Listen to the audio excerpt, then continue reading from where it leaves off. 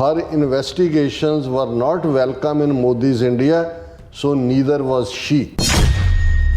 The ABC's lead India correspondent, Avani Dias, has returned to Australia after a campaign of intimidation and bureaucratic meddling by nationalist government of Prime Minister Modi. A decision to withhold Dias' visa came after an episode of Foreign Correspondent about Sikh separatism aired last month and before the final installment of her podcast investigating Modi's life. The Modi administration gave me the visa in the very last minute, but it felt too difficult to do my job in India. I was struggling to get into public events run by Modi's party. The government would not even give me the passes I need to cover the election. Australian journalists claim that she was forced to leave India. Not correct. Government sources. She claims she was denied an extension of her visa by the Indian government because her reports crossed a line.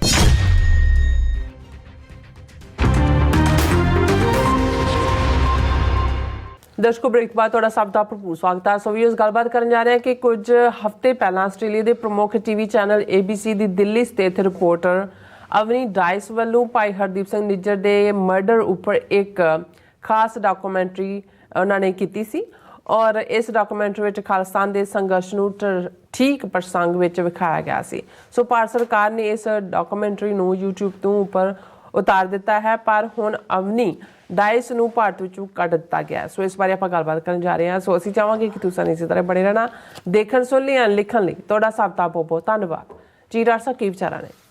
ਦੇਖੋ, ਅਸੀਂ opening segment ਦੇ ਵਿੱਚ ਵੀ ਜ਼ਿਕਰ ਕੀਤਾ ਕਿ ਜਦੋਂ ਅਦਾਰਿਆਂ ਦੀ ਮਜ਼ਬੂਤੀ ਦੀ ਗੱਲ ਹੁੰਦੀ ਹੈ ਔਰ ਮੀਡੀਆ ਦੀ ਕਿਸ ਕਦਰ ਪਾਵਰ ਹੈ ਅੱਜ ਦੇ ਪੀਰੀਅਡ ਦੇ ਵਿੱਚ ਔਰ ਕਿਵੇਂ ਜਿਹੜੀ ਭਾਰਤ ਦੀ ਟਾਇਰੈਂਟ ਨਾਜ਼ੀ ਤਰਜ਼ ਦੀ ਹਕੂਮਤ ਹੈ ਜਿਹਨੇ ਸਿੱਖਾਂ ਦੇ ਖਿਲਾਫ ਟੋਟਲ ਵਾਰ ਵਿੱਢੀ ਹੋਈ ਹੈ, ਉਹ ਕਿਤੇ ਵੀ ਸਿੱਖਾਂ ਦੇ ਲਈ ਕੋਈ ਚਾਰ ਸਿੰਪੈਥੀ ਦੇ ਬੋਲ ਜੇ ਕਿਸੇ ਪਲੇਟਫਾਰਮ ਤੋਂ ਨਿਕਲਦੇ ਨੇ ਜਾਂ ਸਾਡੀ ਸਟਰਗਲ ਨੂੰ ਓਬਜੈਕਟਿਵ ਅੰਦਾਜ਼ ਦੇ ਵਿੱਚ ਕਿਤੇ ਡਿਸਕਸ ਕੀਤਾ ਜਾਂਦਾ ਹੈ ਜਾਂ ਵਿਦਨ ਭਾਰਤ ਦੇ ਵੀ ਉਹ ਜਿਹੜੀਆਂ ਦੂਸਰੀਆਂ ਘੱਟ ਗਿਣਤੀਆਂ ਨੇ ਮੁਸਲਮਾਨ, ਈਸਾਈ, ਦਲਿਤ, ਉਹਨਾਂ ਦੇ ਇਹ ਨਹੀਂ ਵੀ ਉਹਨਾਂ ਦੀ ਪ੍ਰੋ ਆਵਾਜ਼ ਈਵਨ ਉਹਨਾਂ ਦੀ ਪਲਾਈਟ ਨੂੰ, ਉਹਨਾਂ ਦੀ ਰੈਚਡ ਪਲਾਈਟ ਨੂੰ ਕੋਈ ਵੀ ਪਲੇਟਫਾਰਮ ਜਿਹੜਾ ਹੈ ਜੇ ਉਹ ਡਿਪਿਕਟ ਕਰਨ ਦੀ ਕੋਸ਼ਿਸ਼ ਕਰਦਾ ਹੈ ਅਤੇ ਉਸ ਨੂੰ ਜਿਹੜਾ ਭਾਰਤ ਦੇ ਵਿੱਚ ਬੈਨ ਕਰ ਦਿੱਤਾ ਜਾਂਦਾ ਹੈ,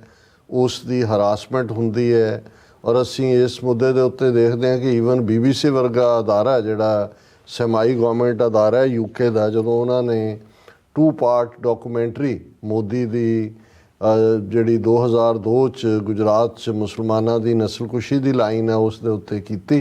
ਇੰਡੀਪੈਂਡੈਂਟ ਸੀ, ਦੋਨੋਂ ਪਾਸਿਆਂ ਨੂੰ ਉਹਨਾਂ ਨੇ ਮੌਕਾ ਦਿੱਤਾ ਅਤੇ ਨਾ ਸਿਰਫ ਉਹਨਾਂ ਨੇ ਪ੍ਰੈਸ਼ਰਾਈਜ਼ ਕਰਕੇ YouTube ਔਰ ਦੂਸਰੇ ਸੋਸ਼ਲ ਪਲੇਟਫਾਰਮ ਤੋਂ ਇਨਕਲੂਡਿੰਗ X ਜਿਹੜਾ ਹੈ ਉਸ ਲਿੰਕ ਨੂੰ ਹਟਵਾ ਦਿੱਤਾ, ਜਿਹੜਾ ਉਸ ਤੋਂ ਪਹਿਲਾਂ ਟਵਿੱਟਰ ਸੀ। X ਉਦੋਂ ਐਲਨ ਮਸਕ ਨੇ ਬਾਅਦ ਦੇ ਵਿੱਚ ਲਿਆ, ਲੇਕਿਨ ਨਾਲ ਦੀ ਨਾਲ ਉਹਨਾਂ ਨੇ ਈਵਨ ਦਿੱਲੀ ਔਰ ਬੰਬਈ ਸਥਿਤ ਜਿਹੜੇ BBC ਦੇ ਆਫਿਸ ਸੀ ਉਹਨਾਂ ਦੇ ਉੱਤੇ ਰੇਡ ਕੀਤਾ। ਉਹਨਾਂ ਦੇ ਉੱਤੇ ਕਿਹਾ ਕਿ ਜੀ ਤੁਸੀਂ ਜਿਹੜਾ ਫੋਰਨ ਮਨੀ ਦਾ ਜਿਹੜਾ ਪਾਰਟ ਹੈ ਉਸ ਦੀ ਉਹਨੂੰ ਫੋਲੋ ਨਹੀਂ ਤੁਸੀਂ ਕਰ ਰਹੇ ਔਰ ਇਹ ਵੋ। ਫਿਰ ਅਸੀਂ ਬਾਕੀ ਤਾਂ ਦੇਖਦੇ ਹਾਂ ਵੀ ਕਿਸਾਨ ਮੂਵਮੈਂਟ ਦੇ ਵੇੜੇ 'ਚ ਉਦੋਂ ਵੀ ਕਿਵੇਂ ਉਹਨਾਂ ਨੇ ਉਹਨਾਂ ਦਾ ਸਾਰਾ ਉਹ ਮੀਡੀਆ ਪਾਰਟ ਹੀ ਗਾਇਬ ਕਰਤਾ ਸੀ। ਲੇਕਿਨ ਰਿਪੋਰਟਿੰਗ ਦੇ ਹਵਾਲੇ ਨਾਲ ਅਸੀਂ ਦੇਖਦੇ ਹਾਂ ਕਿ ਕੈਨੇਡਾ ਦੇ ਵਿੱਚ ਜਦੋਂ ਕੈਨੇਡੀਅਨ ਬ੍ਰੌਡਕਾਸਟਿੰਗ ਕਾਰਪੋਰੇਸ਼ਨ ਨੇ CBC ਨੇ ਹਰਦੀਪ ਸਿੰਘ ਨਿੱਜਰ ਦੇ ਮੁੱਦੇ 'ਤੇ ਕੰਟਰੈਕਟ ਕਿਲਿੰਗ, ਇਹ ਜਿਹੜੀ ਉਹਨਾਂ ਦੀ ਬੜੀ ਇਨਵੈਸਟੀਗੇਟਿਵ ਸਟੋਰੀ ਸੀ ਜਿਹਦੇ ਥੱਲੇ ਉਹਨਾਂ ਨੇ ਥਾਂ ਥਾਂ ਜਾ ਕੇ ਵੀਡੀਓਜ਼ ਆਫਟਰ ਏ ਲੌਂਗ ਕਈ ਮਹੀਨਿਆਂ ਦੀ ਮਿਹਨਤ ਦੇ ਨਾਲ, ਅਤੇ ਉਸ ਨੂੰ ਵੀ ਇੰਡੀਆ ਨੇ ਇਹੀ ਕੀਤਾ ਕਿ ਵੀ ਉਹਨਾਂ ਨੇ ਉੱਥੇ ਨਾ ਕਿਸੇ ਉਹਨਾਂ ਮੀਡੀਆ 'ਚ ਤਾਂ ਕੀ ਚੱਲਣਾ ਸੀ ਲੇਕਿਨ YouTube ਜਾਂ Facebook ਜਾਂ ਦੂਜੇ ਉਹਦੇ ਲਿੰਕ ਵੀ ਹਟਵਾ ਦਿੱਤੇ ਗਏ।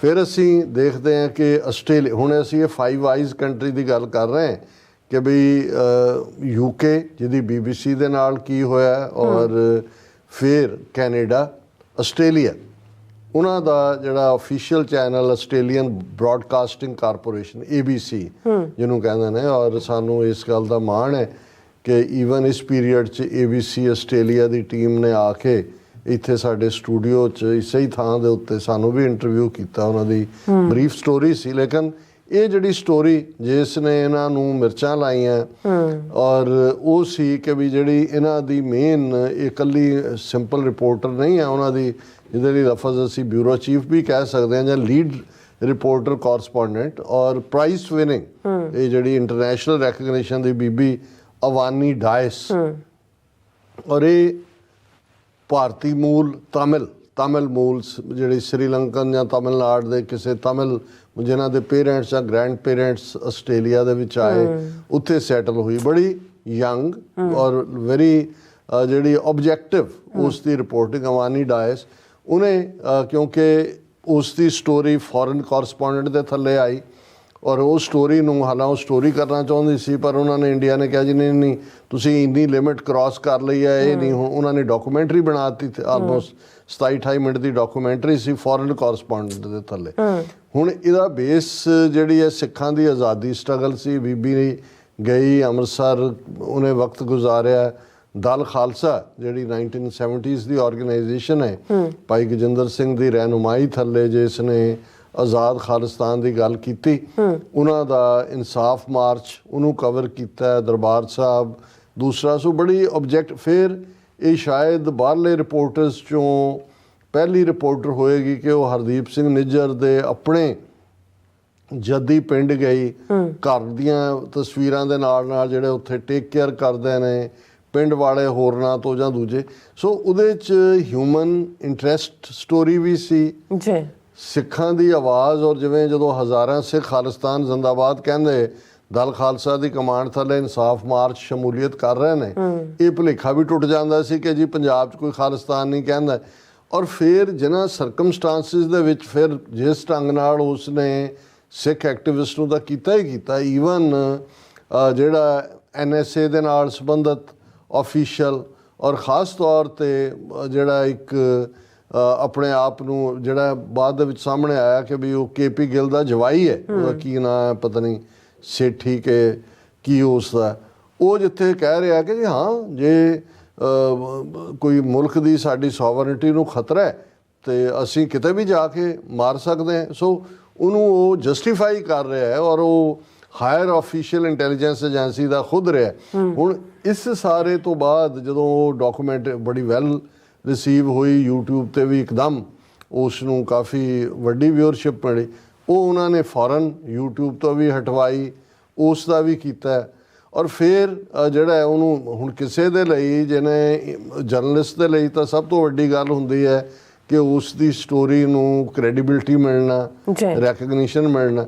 ਸੋ ਉਹ ਤਾਂ ਉਹਨਾਂ ਨੇ ਉੱਥੇ ਤਾਂ ਹੋਣ ਹੀ ਨਹੀਂ ਦਿੱਤੀ, ਲੇਕਿਨ ਬਾਹਰ ਉਸ ਦੀ ਚਰਚਾ ਹੋਈ ਔਰ ਇਹ ਰਾਦਰ ਮੋਰ ਖਬਰ ਬਣ ਜਾਂਦੀ ਹੈ ਜਦੋਂ ਤੁਸੀਂ ਕਿਸੇ ਨੂੰ ਪਲੇਟਫਾਰਮ ਤੋਂ ਹਟਾਉਂਦੇ ਹੋ। ਇਹ ਕਿਉਂਕਿ ਅਫੀਸ਼ੀਅਲ ਸੀ, ਉਹਨੂੰ ਫੌਰਨ ਤਾਂ ਕੱਢ ਨਹੀਂ ਸੀ ਸਕਦੇ। ਹੁਣ ਉਸ ਤੋਂ ਬਾਅਦ ਇਹਨਾਂ ਪਿਛਲੇ ਹਫ਼ਤਿਆਂ ਦੇ ਵਿੱਚ ਇਹਨੇ ਫੋਲੋ ਅਪ ਇੱਕ ਪੋਡਕਾਸਟ ਵੀ ਕੀਤਾ ਔਨ ਮੋਦੀਜ਼ ਲਾਈਫ, ਕਿ ਮੋਦੀ ਦਾ ਓਰੀਜਨ, ਸ਼ੁਰੂਆਤ ਉਹਦਾ ਕੀ ਚੱਲ ਰਿਹਾ। ਹੁਣ ਉਸ ਦਾ ਕੀ ਖਮਿਆਜ਼ਾ, ਕਿਉਂਕਿ ਉਹਨਾਂ ਨੂੰ ਰੜਕ ਤਾਂ ਉਦੋਂ ਹੀ ਰਹੀ ਸੀ ਜਦੋਂ ਉਹਨੇ ਇਹ ਜਿਹੜੀ ਹੈ ਫੋਰਨ ਕੋਰਸਪੋਂਡੈਂਟ ਦੇ ਥੱਲੇ ਇਹ ਡਾਕੂਮੈਂਟਰੀ ਕੀਤੀ, ਔਰ ਉਦੋਂ ਹੀ ਉਹਨੂੰ ਫੋਰਨ ਮਿਨਿਸਟਰੀ ਨੇ ਔਰ ਦੂਸਰਿਆਂ ਨੇ ਕਿ you have cross the line, ਕਿ ਤੂੰ ਸੀਮਾ ਲੰਘ ਲਈ। ਔਰ ਅੱਜ ਜਿਹੜੀ ਮੇਨ ਖਬਰ ਹੈ ਉਸ ਨੂੰ ABC ਨੇ ਵੀ ਪ੍ਰੋਮੀਨੈਂਟਲੀ ਦਿੱਤਾ, ਉਹਨਾਂ ਦੇ ਰਿਪੋਰਟਰ ਜ਼ੈਕ ਹੋਪ ਨੇ ਟਾਈਟਲ ਹੀ ਇਹ ਦਿੱਤਾ ਖਬਰ ਦਾ, ਹਰ ਇਨਵੈਸਟੀਗੇਸ਼ਨਸ ਵਰ ਨਾਟ ਵੈਲਕਮ ਇਨ ਮੋਦੀਜ਼ ਇੰਡੀਆ ਸੋ ਨੀਦਰ ਵਾਜ਼ ਸ਼ੀ, ਕਿ ਨਾ ਤਾਂ ਜੋ ਉਹਨੇ ਤੱਤ ਕੱਢਿਆ ਉਹਨੂੰ ਉਹਨਾਂ ਨੇ ਜਿਹੜਾ ਉਹਨਾਂ ਲਈ ਵੈਲਕਮ ਸੀ ਤੇ ਨਾ ਹੀ ਉਹਦੀ ਹੋਂਦ। ਔਰ ਉਹਨਾਂ ਨੇ ਉਸ ਦਾ ਜਿਹੜਾ ਵੀਜ਼ਾ, ਕਿਉਂਕਿ ਤੁਹਾਨੂੰ ਜਦੋਂ ਤੁਸੀਂ ਫੋਰਨ ਰਿਪੋਰਟਰ ਦੇ ਤੌਰ ਤੇ ਜਾਂਦੇ ਹੋ ਵੀਜ਼ਾ ਹੁੰਦਾ, ਉਹਦੀ ਐਕਸਟੈਂਸ਼ਨ ਹੁੰਦੀ ਹੈ, ਫਿਰ ਜਿੱਥੇ ਤੁਸੀਂ ਰਿਪੋਰਟਿੰਗ ਕਰਨੀ ਹੈ ਜਾ ਕੇ ਜੀ ਖਾਸ ਉਹਦੇ ਲਈ ਤੁਹਾਨੂੰ ਫਿਰ ਐਕਸਟਰਾ ਜਿਹੜੇ ਨੇ ਉਹ ਆਪਣੇ ਕ੍ਰੈਡੈਂਸ਼ੀਅਲਸ ਦੇਣੇ ਪੈਂਦੇ ਨੇ ਜਾਂ ਤੁਹਾਨੂੰ ਉਹ ਉਸ ਦੇ ਲਈ ਦਿੰਦੇ ਨੇ। ਸੋ ਇਹ ਇਲੈਕਸ਼ਨ ਨੂੰ ਕਵਰ ਕਰਨਾ ਚਾਹੁੰਦੀ ਸੀ ਜੋ ਕਿ ਜਨਰਲ ਇਲੈਕਸ਼ਨ ਫਸਟ ਫੇਜ਼ ਹੋਇਆ, ਸੋ ਉਹਦੇ ਵੀ ਉਹਨੂੰ ਕ੍ਰੈਡੈਂਸ਼ੀਅਲਸ ਨਹੀਂ ਦਿੱਤੇ ਗਏ। ਔਰ ਐਨ ਜਦੋਂ ਉਹਦਾ ਵੀਜ਼ਾ ਖਤਮ ਹੋਣ ਵਾਲਾ ਸੀ ਉਸ ਤੋਂ ਇੱਕ ਦਿਨ ਪਹਿਲਾਂ ਜਿਹੜਾ ਹੈ ਉਸ ਨੂੰ ਐਕਸਟੈਂਸ਼ਨ, ਉਹ ਵੀ ਆਸਟ੍ਰੇਲੀਆ ਦੇ ਜਿਹੜੀ ਹੈ ਮਿਨਿਸਟਰੀ ਉਹਨੇ ਇੰਟਰਵੀਨ ਕੀਤਾ ਔਰ ਇਵੈਂਚੁਅਲੀ ਜੋ ਉਹਦਾ ਰਿਜ਼ਲਟ ਹੈ ਵੀ ਉਸ ਨੂੰ, ਜੇ ਮੈਂ ਸਿੰਪਲ ਕਹਿਣਾ ਹੋਏ ਕਿ ਆਲਮੋਸਟ ਉਹ ਹਾਲਾਤ ਪੈਦਾ ਕਰ ਦਿੱਤੇ ਕਿ ਵੀ ਉਹ ਮੁਲਕ ਛੱਡ ਜਾਏ। ਉਹਨੂੰ ਐਕਸਪੈਲ ਟੈਕਨੀਕਲੀ ਨਹੀਂ ਕੀਤਾ ਕਿ ਵੀ ਤੂੰ, ਪਰ ਹਾਲਾਤ ਉਹੀ ਬਣਾਇਆ ਕਿ ਸ਼ੀ ਵਾਜ਼ ਐਕਸਪੈਲਡ। ਔਰ ਇਸ ਦੇ ਉੱਤੇ ਪੂਰੀ ਉਹਨੇ ਜਿਹੜਾ ਹੈ ਬੀਬੀ ਨੇ, ਅਵਾਨੀ ਡਾਇਸ ਨੇ ਆਪਣਾ ਟਵੀਟ ਵੀ ਕੀਤਾ, ਪਰ ਮੈਂ ਜਿਹੜੀ ਆਫੀਸ਼ੀਅਲ ਸਟੋਰੀ ਹੈ ABC ਦੀ ਜ਼ੈਕ ਹੋਪ ਦੀ, ਉਹਦੇ 'ਚ ਉਹਨਾਂ ਨੇ ਕਿਹਾ ਕਿ ਦਾ ABC's ਲੀਡ India correspondent Avani Dias has returned to Australia after a campaign of intimidation and bureaucratic meddling by nationalist government of Prime Minister Modi। ਹੁਣ ਇਹਦੇ ਦੋਨੋਂ ਇੰਟੀਮੀਡੇਟ ਵੀ ਕੀਤਾ ਔਰ ਉਹ ਜਿਹੜੀ ਬਿਊਰੋਕਰੈਟਿਕ ਮੈਡਲਿੰਗ ਹੈ, ਵੀਜ਼ਾ ਨਹੀਂ ਦਿੱਤਾ, ਫਿਰ ਤੁਸੀਂ ਦਿੱਤਾ, ਫਿਰ ਆ ਗਿਆ, ਲੈ ਜਾਓ, ਕੱਲ੍ਹ ਹੈ, ਪਰਸੋਂ ਹੈ, ਮਤਲਬ ਇਹ ਹੈ we you are not welcome here.